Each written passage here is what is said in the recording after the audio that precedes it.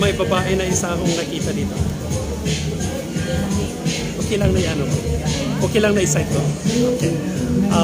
May isa tayong babae na nakita. Ma'am, taga saan po kayo? Wow, Tugigaraw din. First time mo ba napunta dito sa Tabo? Second time. Nung pumunta ka sa second time, tattoo din ng pinano mo. Hindi na masyal lang. Bali yan ang pinaka-entry mo. Okay. Pwedeng i-site ko lang. Dito lang sa Sige. Yung tattoo artist mo, taga rito rin. Ay, taga Tugigaraw din. Wow. Anong design yun, ma'am? Anong design yun, sir? Wow. Ayan, ito yung pinaka-entry mo. Wow. Hello, ma'am. Thank you. Bay, nakita ako isang babae na nagpatato. Pero wala akong nakita ang babae na, na tattoo artist. So, magtatanong tayo kung may nakasama sila.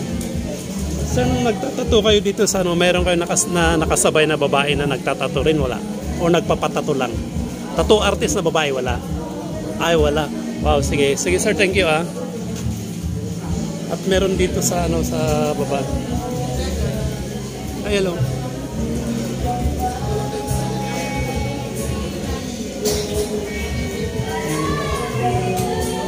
Sir, hello. Pwede ko i-site lang?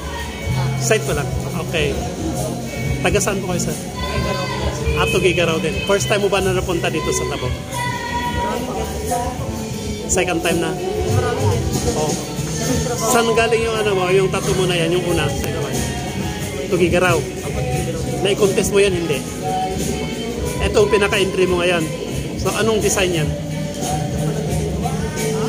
Anong design yan? Anong design yan, sir? Chicano. Wow. American, gangster. I see. Wow.